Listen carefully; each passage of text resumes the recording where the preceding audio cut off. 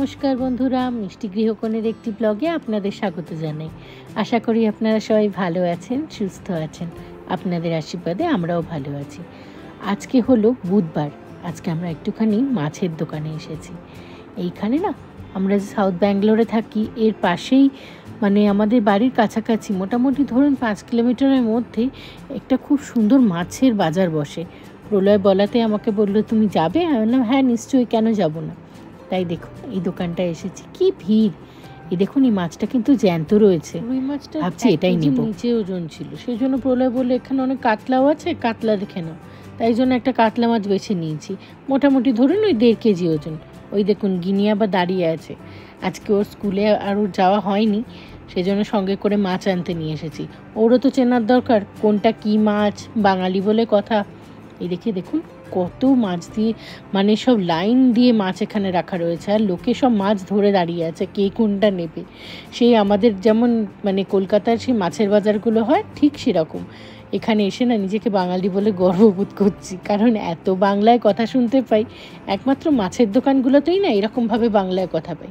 এই যে এই মাছটা আমরা নিচ্ছি, এখানে আগে তো একজন মাছ নিচ্ছে। আমাদের এখানে যেমন আমরা মাছে দেখুন পিস করছে, দেখেছেন? ছোট ছোট ছোট ছোট পিস করে। আমার আবার ছোট পিস একদম পোষায় না। বাড়িতে যদি মনে হয় 1 পিস মাছ খাওয়া, তাহলে একটু বড় পিসের মাছই ভালো লাগে। এখানে সাউথ ইন্ডিয়ানরা খুব ছোট ছোট মাছের পিস করে, মানে একদম যেটা আমরা ধরুন যে একদম কুচো পিস যেটাকে বলি, সেই রকম পিস। দাঁড়ান, এবারে আমার মাছটা নেবে, কাটবে, তো আমি এখন দেখিয়ে দিই কীভাবে মাছটা কাটবে। কারণ মাথার দিকটা তো আমি খাই, মুড়োর দিকটা, তো সেই জন্য একটুখানি মাছ রেখে কাটতে বললাম। উনিও সেটাই করছেন। লোকটার হাতের কিন্তু কাজ দুর্ধর্ষ। আগে যে যেমন পিস বলছে সে সেরম করছে। বাঁদিকে পেছনে দেখুন, ওখানে 2খানা না 3খানা ছেলে মাছ ছাড়াচ্ছে।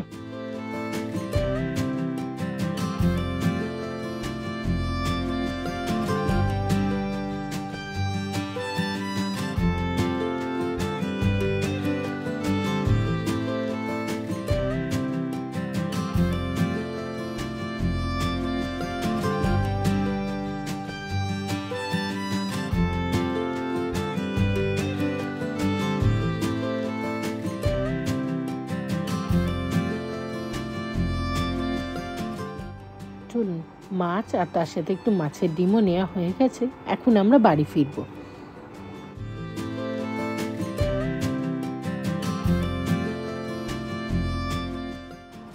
বাঁদিকে যে রাস্তাটা দেখতে পাচ্ছেন, এটা হচ্ছে নাইস রোড।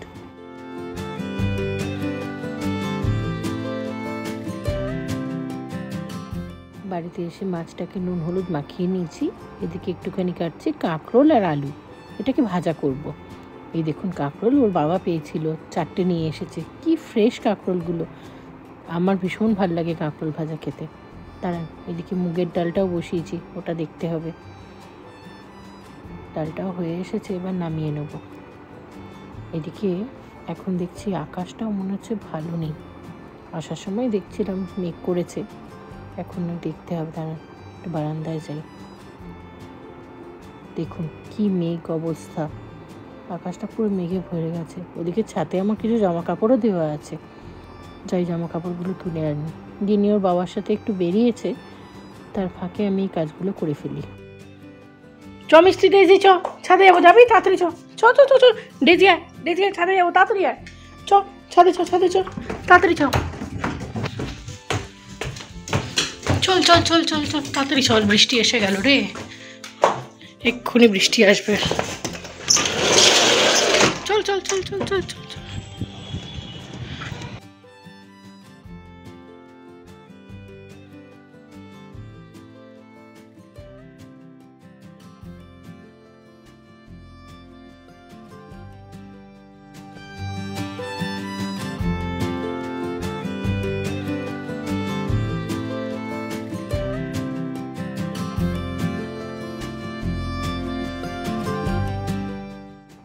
বলতে না বলতেই দেখুন আকাশ থেকে বৃষ্টি পড়তে আরম্ভ হয়ে গেল। দাঁড়ান জামাগুলো তাড়াতাড়ি তুলি।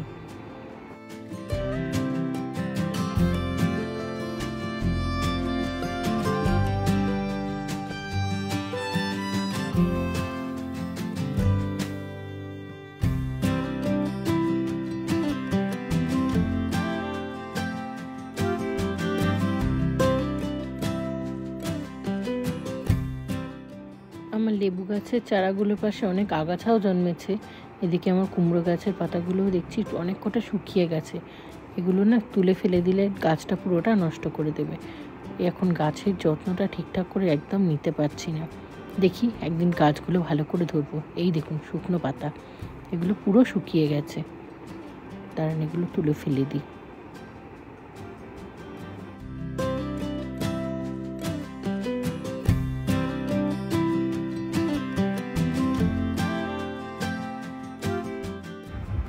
জামা কাপড়গুলো সব এখন এই ঘরে রেখে দেবো। পরে সময় করে একটা একটা করে ধরে ইস্ত্রি করব। এটা গিনির ঘর। গিনি তো এখানে খেলাধুলোই করে বেশিরভাগ টাইমে। দাঁড়ান, এগুলো সব এক জায়গায় জড়ো করে রাখতে পারলেই ভালো হবে, কারণ এখান থেকে সব জামা কাপড় চার যেটা তার আলমারিতে তাকে গুছিয়ে রাখতে হবে। দেখুন কি নোংরা করে রেখেছে, এগুলোও ধরতে হবে। কত কাজ থাকে বলুন তো ঘরে। এটা হচ্ছে গিনির ঘর। গিনি ঘরটা মনের মতো করে গোছাই, আর গিনি মনের মতো করে ঘরটাকে পুরো হেলা গোছা করে। সব কাজ হয়ে গেছে, মেয়েকেও খাইয়ে দিয়েছি, প্রলয়কেও দিয়ে দিয়েছি। এই দেখুন দই কাতলাটা, আর এই যে টমেটো দিয়ে একটু মুগের ডাল করেছিলাম, আর এখানে আছে হচ্ছে কাঁকরোল আলু ভাজা। এটাই ছিল আমাদের আজকে লাঞ্চের মেনু। আর খেতে খুব ভালো হয়েছিল জানেন, দই কাতলাটা একদম অল্প হালকা তেলে করেছিলাম। মেয়েও খেয়ে নিয়েছে। এবারে আমি একটু নিয়ে নেব, আমার জন্যই এখন বাড়ছি খাবারটা। ওর বাবারও খাওয়া হয়ে গেছে, বাবার কিছু অফিসের কাজ আছে, তো সেই জন্য অফিসের কাজ নিয়ে বসবে। এখন আমি খাবারটা বেড়ে নিচ্ছি, একটু কাঁচা পেঁয়াজ আর লঙ্কাও নিয়ে নিয়েছি সাথে। চলুন এখন আমিও খেয়ে নিই। সব কাজ কমপ্লিট করে এবার খেতে বসেছি। ডেজি মিষ্টিকেও খাইয়ে দিয়েছিলাম। এখন আপনারাও আশা করি খেয়ে নিয়েছেন। এবারে এখন এই ব্লগটা তাহলে এখানেই শেষ করছি। আপনারা সবাই ভালো থাকবেন, সুস্থ থাকবেন। আপনাদের সাথে দেখা হবে আমার নতুন আর একটা ব্লগে। সবাই ভালো থাকবেন। টাটা।